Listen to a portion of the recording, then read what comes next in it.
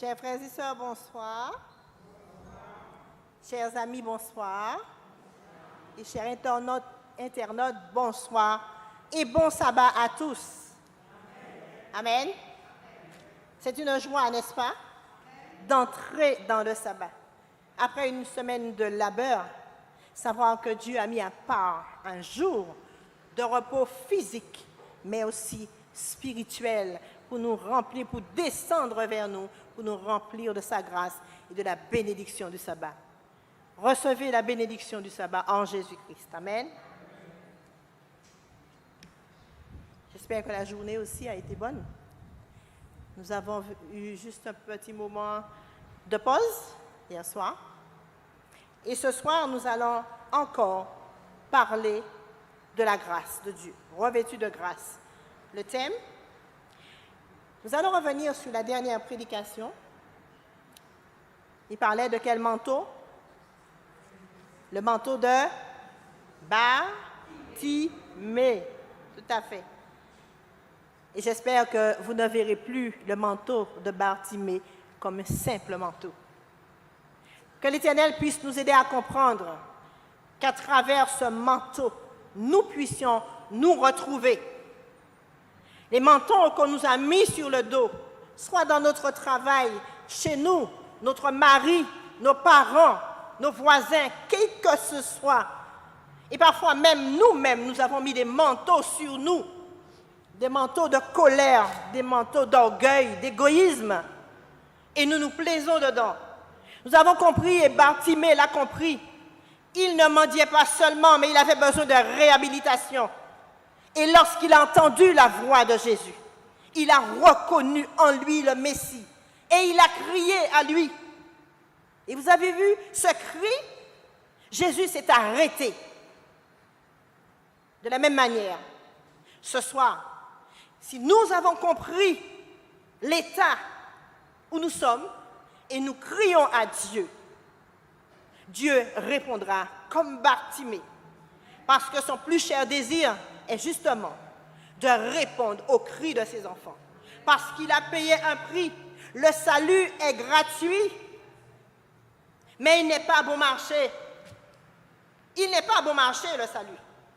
Jésus-Christ l'a payé de sa vie pour que Bartimée puisse être sauvé, mais pour que toi, tu sois sauvé, pour que je sois sauvé, pour que l'humanité soit sauvée. Remercions Dieu pour cela. Ce soir, nous allons vers la dernière ligne droite. Nous parlerons ce soir des armes du chrétien. Le texte de base se trouve dans Éphésiens 6, le verset 13. C'est pourquoi prenez toutes les armes de Dieu afin de pouvoir résister dans les mauvais jours et de tenir ferme après avoir tout surmonté. Baissons la tête.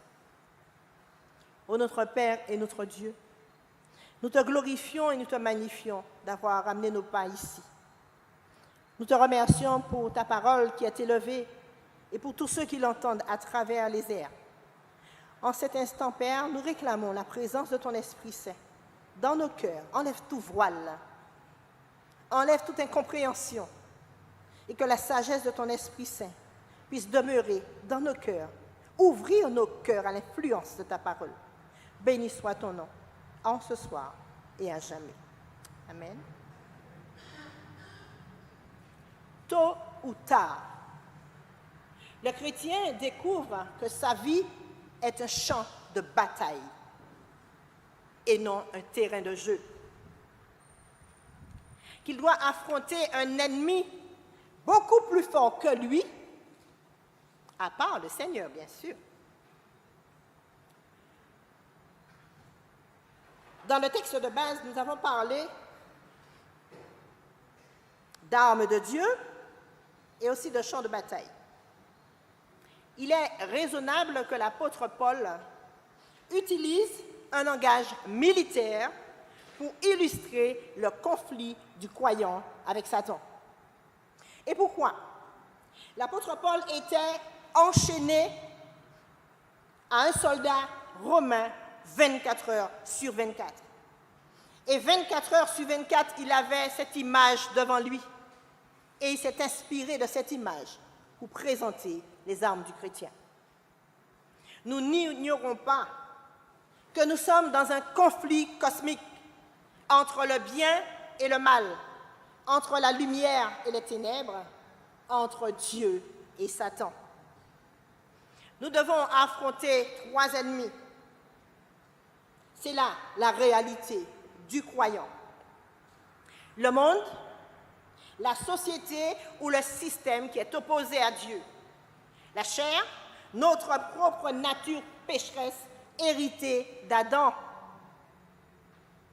Et le diable. Il est identifié par la parole de Dieu, il a différents noms et il est notre ennemi redoutable.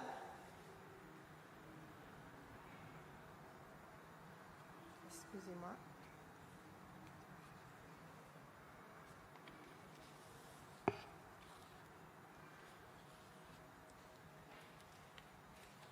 Bon, m'excusez. Voilà. Alors, je disais que le diable est identifié. Apocalypse 12, verset 10, nous dit qu'il est l'accusateur de nos frères. Dans Matthieu 4, le verset 3, il est le tentateur. Dans 1 Pierre 5, verset 8, il est Satan, le diable, qui signifie adversaire. Pour remporter la victoire, nous devons faire 3 choses. Premièrement, nous devons connaître notre ennemi. Si nous ne connaissons pas notre ennemi, comment pourrons-nous avoir ou savoir quelle arme utiliser pour le contrer? La parole de Dieu est claire et Dieu ne nous a pas laissés ignorants de notre ennemi. Il est identifié. Deuxièmement, nous devons apprendre à connaître nos armes. Si nous allons dans un combat, nous devons avoir des armes, mais nous devons connaître nos armes afin qu'ils puissent être efficaces. Dieu ne nous a pas laissés ignorants et il nous a donné les armes du chrétien afin que dans ce combat, nous soyons victorieux. Ensuite, Jésus, nous devons apprendre à bien connaître nos armes. Et Jésus, le chef de l'armée de l'Éternel, qui nous a enrôlés, nous a donné les armes nécessaires au combat qu'il a lui-même remporté à la croix. Il nous donne une arme défensive, qui est la foi, car c'est notre foi qui nous protège contre les traits enflammés du malin. Et après, nous allons voir qu'est-ce que sont que les traits enflammés du malin. Il nous donne aussi une arme offensive, qui est l'épée de l'esprit, qui est la parole de Dieu. Une épée perce le corps, mais l'épée de l'esprit perce le cœur. Nous allons considérer cet équipement spécial. C'est une armure complète. Cela veut dire que tous les aspects de notre vie sont couverts par cette armure.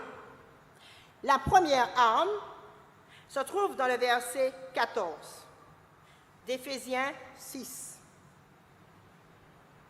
Ayez à vos reins la vérité pour ceinture. En opposition à la vérité, nous avons le mensonge. Mais la parole de Dieu est claire. Jésus dit, je suis le chemin, je suis la vérité. Pas une des vérités, je suis la vérité et je suis aussi la vie, nous dit Jean 14, verset 6. La ceinture, on a pour habitude de la mettre pour maintenir une jupe, un vêtement. La ceinture, qui est en place là, maintient tous les autres parties de cette armure. Et la vérité représente cette ceinture. Sans la vérité, le chrétien ne peut pas rester debout. Il ne peut pas avoir de force. C'est la vérité qui lui sert de ceinture. C'est la force intérieure que Dieu lui donne pour rester debout. Colossiens 1, verset 27 nous dit « À qui Dieu a voulu faire connaître quelle est la glorieuse richesse de ce mystère parmi les païens, savoir Christ, en vous l'espérance de la gloire. C'est beau ça? Christ en moi, l'espérance de la gloire. Cela veut dire que Christ en moi est la puissance intérieure qui me fera voir la gloire de Dieu. J'ai été justifié par lui. Et je verrai sa gloire. Si nous ne pratiquons pas la vérité, nous ne pourrons pas utiliser la parole de la vérité. Pour pouvoir l'utiliser, il nous faut la connaître. Il nous faut la pratiquer. Et ensuite, nous pourrons la proclamer.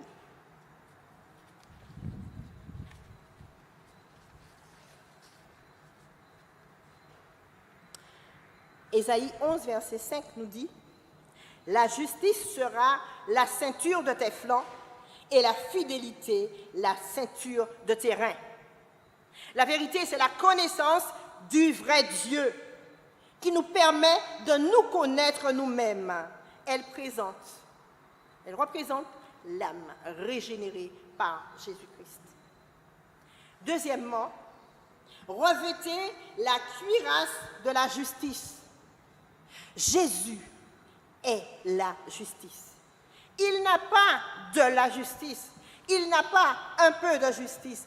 Il personnifie la justice. Il est la justice lui-même. Cette pièce de l'armement fait de métal plat. Alors, cette cuirasse est faite de métal plat qui sont collés, qui sont bien battus et qui va recouvrir une partie du cou à la taille. Donc, il va recouvrir devant et derrière pour protéger les organes vitaux. Il symbolise la justice du croyant. Ma justice est comme un vêtement souillé devant Dieu.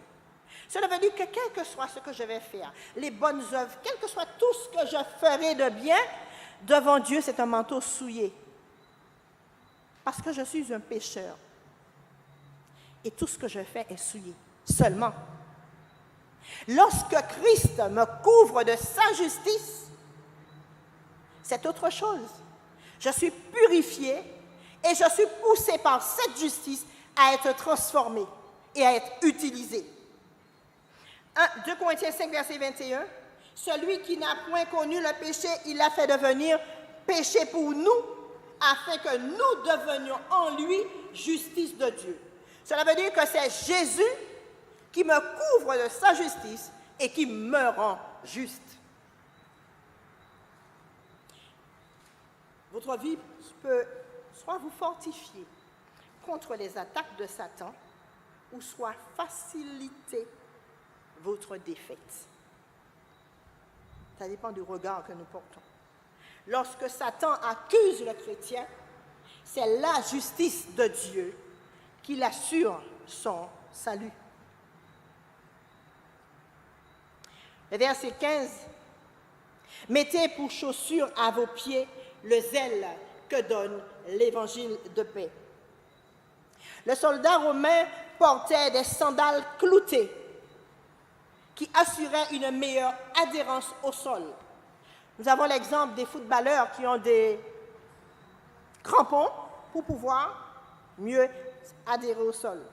Si nous voulons nous tenir et nous maintenir, il nous faut les chaussures de l'Évangile.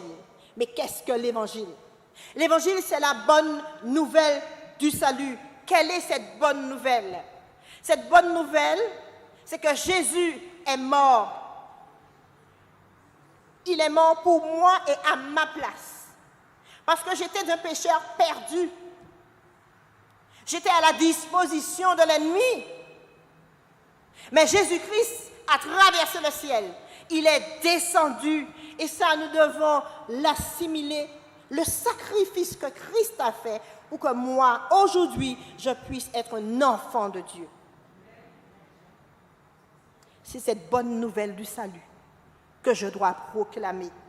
Cette bonne nouvelle nous donne aussi la paix de Dieu avec nous-mêmes, mais aussi avec les autres. Les chaussures, c'est aussi le fait d'être prêt chaque jour à proclamer l'évangile de paix à tous ceux que Dieu mettra sur notre route. Le chrétien victorieux est celui qui a reçu Christ et qui ne peut pas garder ce qu'il a reçu. Il est obligé de témoigner de ce que Christ a fait. Et ce soir, quand je suis arrivée, il y a une sœur qui était inquiète pour un dossier. Et ce soir, en arrivant, elle me dit, je suis contente. Dieu a répondu alors que je ne pensais pas. Dieu entend, Dieu répond, mais Dieu veut aussi que nous puissions ouvrir les lèvres pour témoigner. Je sais, l'ennemi n'aime pas lorsque nous témoignons. Mais lorsque nous témoignons, nous glorifions Dieu et l'œuvre qu'il a opérée en nous. Et ça, nous devons le proclamer. Ésaïe 52, verset 7 dit « Qu'ils sont beaux sur les montagnes, les pieds de celui qui apporte de bonnes nouvelles, qui publie la paix, de celui qui apporte de bonnes nouvelles, qui publie le salut, de celui qui dit à Sion, ton Dieu règne. » Cette personne qui reçoit justement cette bonne nouvelle du salut, elle se met à la disposition de cette justice. Elle consacre son temps, elle consacre ses talents, elle consacre son argent, toutes ses forces, son attention, pour pouvoir être celle qui permettra à l'accomplissement de la promesse de Dieu.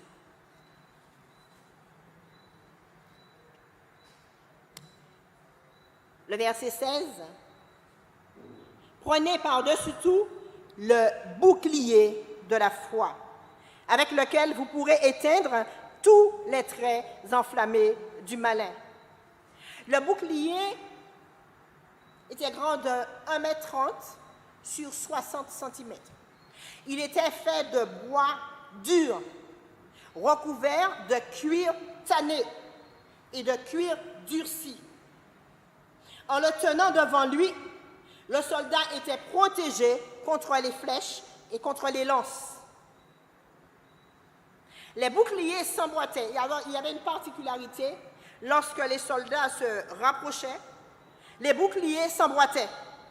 Et cela faisait un mur. Vous avez certainement vu ça dans les films de combat. Et ce mur s'avançait. On avait l'impression que c'était vraiment un mur solide. Effectivement, c'était vraiment un mur solide. Ce mur, c'est notre foi. Ce mur, c'est notre foi qui croit, qui a confiance, mais qui ne s'arrête pas là, qui obéit. Autrement, elle n'a pas de force. Si elle n'obéit pas, c'est de la présomption, ce n'est pas la foi. L'obéissance est la finalité de la foi. Jésus-Christ a acquis le salut par son obéissance à son Père. Et nous allons le voir demain. Il était attaché à son Père. Il servait son Père. Nous ne pouvons pas être différents. Dieu veut notre obéissance pour retourner à lui. Une foi, pas n'importe quelle foi, c'est une foi vivante, une foi en action, une foi agissante. Et comment elle agit? La foi, c'est saisir les promesses. Nous l'avons déjà expliqué. Tu peux croire que cette promesse est valable pour tel frère ou telle sœur. Mais est-ce que vraiment cette promesse est valable pour moi? Mais si tu ne crois pas, tu ne verras pas la bénédiction. Mais tu dois saisir la promesse, la mettre devant Dieu. Seigneur, tu as dit, ta parole a dit. La parole de Dieu est un trait d'union entre lui et nous. Et lorsque Dieu parle, sa parole s'accomplit, car sa parole ne revient jamais à lui sans effet. Alors nous devons nous poser la question, si Dieu n'a pas entendu, nous pensons qu'il n'a pas entendu ou qu'il n'a pas répondu, c'est qu'il y a un problème dans sa parole? Pas du tout. Le problème n'est jamais du côté de Dieu, mais de notre côté. Parce que nous n'avons pas cru, nous n'avons pas saisi la promesse. Alors les traits enflammés du malin, ce sont nos mensonges, les pensées blasphématoires, les sentiments de haine, de doute, les milans, les ragots, le non-pardon, les désirs ardents de péché. Et je peux continuer la liste. Parfois, nous minimisons certaines choses. Mais ce sont ces petites choses qui vont faire un gros sac. Et à un moment, ce sac sera tellement lourd qu'il va nous écraser.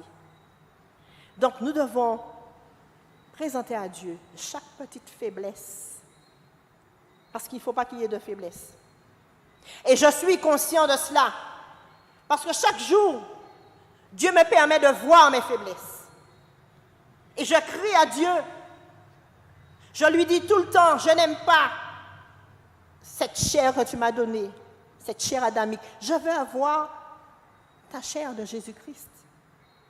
Mais cela, il faut que moi, je puisse le reconnaître. Moi, pas qu'à dire, maman était comme ça, papa était comme ça, maman comme ça, grand-maman était comme ça. Non. Je dois me dire, je dis à mon assez et puis ça. Et m'en laisse changer dans la vie. Mon Dieu, on a une possibilité, on peut faire. Si mon cas quoi, on peut faire. Alors, mon cas quoi, fait. Et bon Dieu qu'a fait. Amen. La puissance de Dieu est dans sa parole. Et elle ne s'obtient que par la méditation et la prière. Si vous êtes un chrétien qui ne prie pas, c'est sûr que vous ne verrez pas la gloire de Dieu. Le verset 17, prenez le casque du salut. Le casque protège une des parties les plus critiques de notre anatomie, notre cerveau ou notre esprit, au sens spirituel. L'esprit est le terrain des batailles spirituelles, gagnées ou perdues. Satan veut attaquer notre esprit. Et il sait que s'il attaque notre esprit, il va nous affaiblir. Parce qu'il l'a fait pour Ève. Mais nous devons nous poser une question. Lorsque Satan a attaqué Ève, elle n'était pas dans un état de péché. Nous sommes d'accord? Et pourtant, Ève s'est préférée à elle-même. Elle a écouté la voix de Satan. Elle a eu le doute. Et c'est à cause de ce doute et cette incrédulité qu'aujourd'hui, nous subissons le péché d'Adam et Ève. Satan n'a pas changé de tactique. Il utilise la même tactique. La même tactique qu'il a utilisée avec Adam, aujourd'hui, il utilise la même tactique. Il est fidèle dans ce qu'il fait. Est-ce que nous sommes fidèles à croire ce que Dieu a dit? Lorsque Dieu contrôle nos pensées, nous ne pouvons pas être égarés par Satan. Somme 37, verset 23 nous dit « L'Éternel affermit les pas de l'homme et il prend plaisir dans sa voie. » Donc il est là avec nous, il nous conduit, il nous dirige. Le casque du salut, c'est la puissance de Dieu pour sauver. C'est la puissance de Dieu pour délivrer le pécheur. C'est aussi l'assurance que nous avons en Jésus-Christ. L'assurance que nous avons en Jésus-Christ. Cela veut dire que même tout ce que je vois, je sais, Seigneur, que ce que tu as fait à la croix, il y a de la puissance dedans. Mais aide-moi, Esprit de Dieu, à le saisir et à le vivre pour que je puisse voir ta gloire.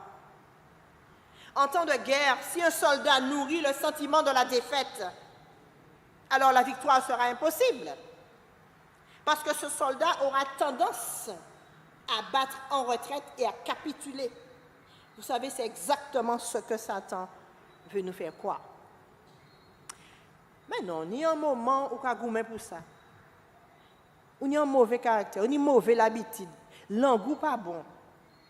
Ou qu'on fait des bagailles, mais depuis je on a goûté pour ça. Mais ou pas n'y essayer puis ça, mais on ne peut pas sortir dans ça, arrêter comme ça. Ou bien, laisser ça tomber. Ça fait mon Dieu, quitter ça tomber. On ne peut pas arriver, mais on ne peut jamais arriver. Parce que par nous-mêmes, nous ne pouvons pas arriver. L'apôtre Paul l'a compris. Je fais le mal que je ne veux pas. Pourquoi? Parce que ma chair, c'est le péché. Mais grâce et gloire soient rendues à Dieu par Jésus-Christ, qui nous donne cette force pour résister. Sans Jésus, nous pas rien, nous pas personne, et nous pas qu'à pièce côté.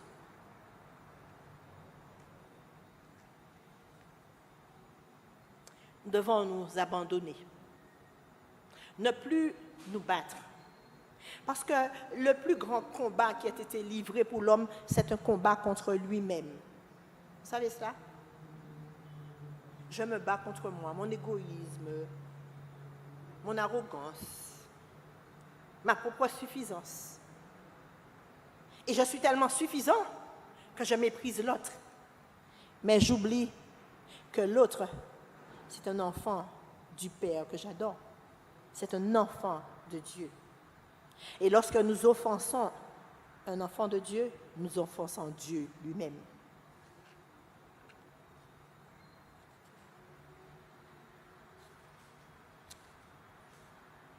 Sixième, l'épée de l'esprit qui est la parole de Dieu. C'est l'arme offensive que Dieu met entre nos mains. Le soldat romain portait à la ceinture une petite épée. Et vous savez pourquoi? C'était pour pouvoir l'utiliser dans le corps à corps, quand il était plus près de l'autre, pour pouvoir utiliser. L'épée que nous avons, c'est l'épée de l'esprit. Hébreux 4, verset 12. Car la parole de Dieu est vivante et efficace, pénétrante jusqu'à partager âme et esprit, jointure et moelle. Elle juge les sentiments et les pensées du cœur. Il peut aller au très fond de nous-mêmes. Et nous voyons cela. Lorsque la parole de Dieu prend possession d'une âme, elle transforme cette personne. Je me rappelle de cette femme que je connaissais. Elle ouvrait la bouche, c'était des insanités. Elle ne pouvait pas s'empêcher. Et un jour, je l'ai rencontrée à l'église. Et j'ai regardé le visage seulement de cette femme. Il y avait une certaine sérénité sur son visage. Et j'ai compris qu'elle avait rencontré Christ. Elle avait un visage radieux. Et quand elle ouvrait ses lèvres, j'étais étonnée. Je n'entendais plus les jurons. Elle avait changé de langage. C'est extraordinaire. Ce que Dieu peut faire dans l'esprit, provoquer dans la bouche, mais aussi le corps. Parce que nos habitudes vont changer. Notre façon d'être va changer. Et c'est quelque chose que nous n'allons pas pouvoir comprendre. C'est un mystère. Parce que c'est l'Esprit de Dieu qui sanctifie et qui purifie. Amen. Jésus, lorsqu'il fut tenté par Satan, il utilisa l'épée de l'esprit. 3 mots. Il est écrit. Il l'a utilisé à 3 reprises. Mais remarquez, Jésus n'a pas dit dans son cœur, il est écrit. Il a proclamé la parole. Lorsque la mer était déchaînée, il a proclamé la parole et il lui a dit, tais-toi. Lorsque Pierre a été utilisé par Satan pour faire pécher Jésus, qu'est-ce que Jésus lui a dit? Arrière de moi, Satan. Jésus, par la parole, a chassé des démons. Par la parole, il a fait des guérisons. Cela veut dire qu'il a proclamé la parole. Parfois, nous avons peur, et assez souvent honte, de proclamer la parole autour de nous. Je me suis même fait des fois railler pour avoir proclamé une parole alors que je me sentais en danger. Mais Jésus-Christ, qui est notre exemple, proclame la parole. Et pourquoi il la proclame? Parce qu'il sait que la parole de Dieu est une parole créatrice, est une parole vivante, est une parole puissante, bien que ce soit écrit sur du papier.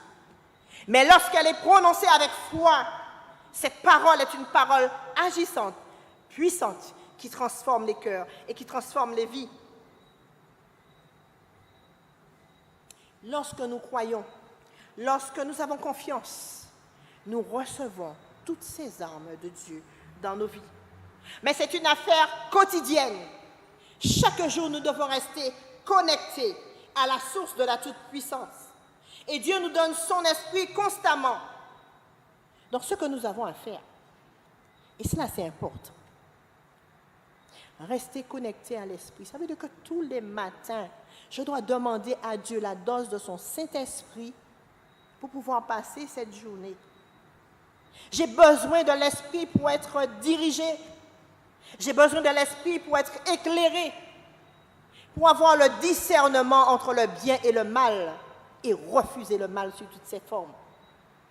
Sans l'esprit de Dieu, nous ne verrons pas le Seigneur. Donc nous devons réclamer cet esprit. Lorsque nous citons la parole, des anges puissants viennent à notre secours et Satan s'enfuit terrassé. Croire et parler vont de pair.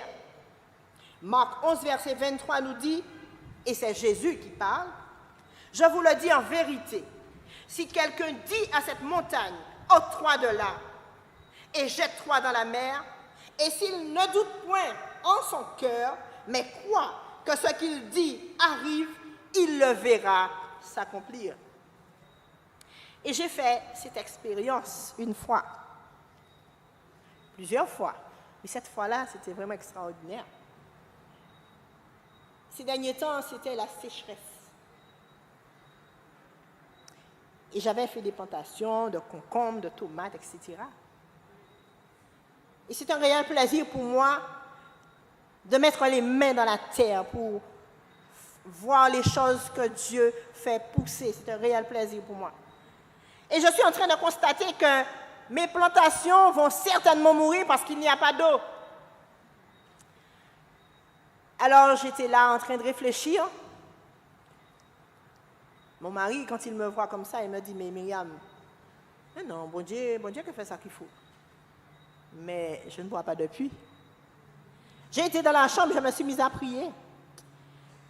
Ensuite, je me suis levée. J'ai été derrière. J'ai 2 bacs. Le bac est sec. J'ai pris de quoi nettoyer. Je l'ai mis nickel. Quand mon mari est passé, il m'a dit, Myriam, qui ça aura fait là? Il m'a dit, mais je manque à nettoyer le bac là, pour bon Dieu, et ça plein bac là. Il m'a dit, où ni la foi, Myriam? Bon, mais je manque à coller bon, je manque à nettoyer l'autre bac là. Et on s'est mis à nettoyer les bacs ensemble. Quand j'ai fini, je me suis mis devant le bac. Et j'ai dit, maintenant Seigneur, j'ai fait ma part, tu fais ta part. Et j'ai été me coucher. À 3 heures du matin, j'entends une petite pluie qui tombe. Je me dis, mais c'est pas vrai. Mon mari me réveille, mon mari m'a dit, Myriam, c'est pas ça ma catane là. Il a dit, mais on dirait c'est ça. La pluie a commencé à tomber. Je me suis endormie. Je me suis réveillée à 5 heures, comme d'habitude. Je suis sortie pour voir le niveau de l'eau. Le bac était à moitié. J'ai dit, merci Seigneur. Mais ce n'est pas fini. Je me prépare pour partir, pour emmener ma petite fille à l'école. Et avant de partir, je retourne. La pluie continue à tomber. Le bac était complètement rempli et il débordait. Les 3 bacs étaient remplis. J'ai pleuré de joie. J'ai glorifié Dieu. Je me suis dit, tu vois Myriam, la parole de Dieu, elle est certaine et véritable. Pas pour toi seulement, mais pour tous ceux qui croient. L'Éternel est vivant. Notre Dieu n'est pas resté dans la tombe. Il est sorti dans les tréfonds de la terre. Il a traversé le ciel pour venir jusqu'à nous. Et en ce moment, il est en train d'intercéder pour chacun de nous. Parce qu'il ne veut qu'aucun périsse, mais que tous parviennent à la repentance. Oh, en ce soir, je suis heureuse de savoir que j'ai un tel sauveur. Je suis heureuse de savoir que le Dieu que je sers est mon avocat, est mon juge, est mon médiateur, est mon créateur et est aussi mon rédempteur. Amen. Avoir un tel Dieu, pourquoi craindre d'avancer? L'Éternel est vivant. J'aimerais vous dire en ce soir, alors que pendant toute la semaine, nous avons vu les bontés de l'Éternel. Nous avons vu que le vêtement a une importance capitale. Je ne parle pas de vêtements physiques, mais au-delà du vêtement physique, il nous faut comprendre que nous avons un vêtement qui n'est certainement pas à la gloire de Dieu, mais que Dieu peut transformer. Seulement Dieu veut que nous puissions reconnaître nos faiblesses et le laisser transformer notre caractère. Parce que c'est avec un caractère transformé que nous verrons le Seigneur. J'aimerais vous inviter à vous mettre debout.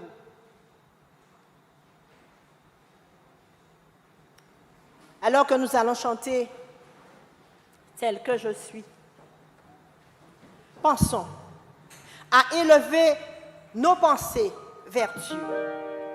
Pensons à lui dire dans notre cœur la souffrance que nous avons. Nous connaissons les manteaux qui sont sur nous. Pensons à demander à Dieu de nous revêtir de son manteau de justice. Juste après, je vais prier. Je suis son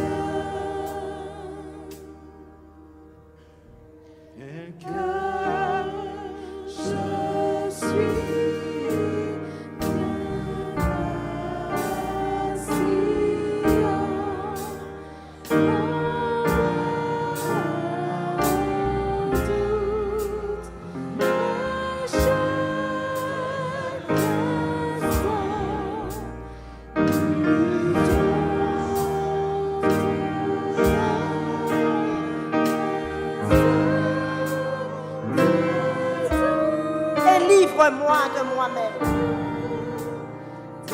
et remplis mon cœur de toi. Oh, à ceux qui nous écoutent sur Internet, le Dieu qui est vivant et qui est votre Créateur, il est aussi votre Rédempteur. Tournez-vous vers lui et de cœur sincère. Ouvrez votre cœur à Dieu, à ce Dieu qui a tant donné pour que nous soyons rachetés, pour que nous soyons sauvés.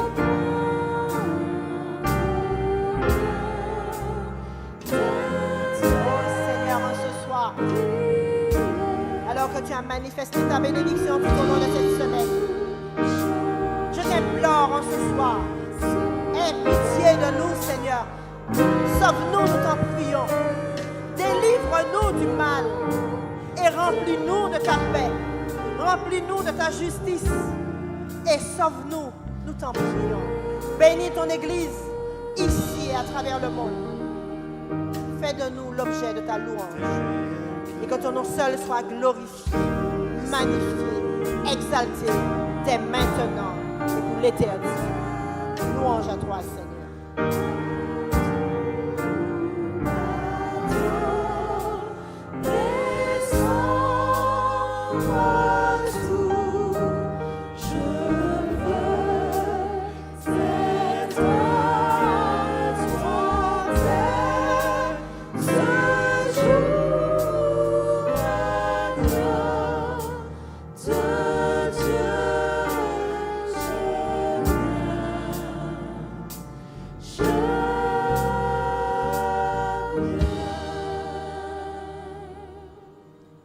De Dieu qui surpasse toute intelligence remplisse nos cœurs en ce soir.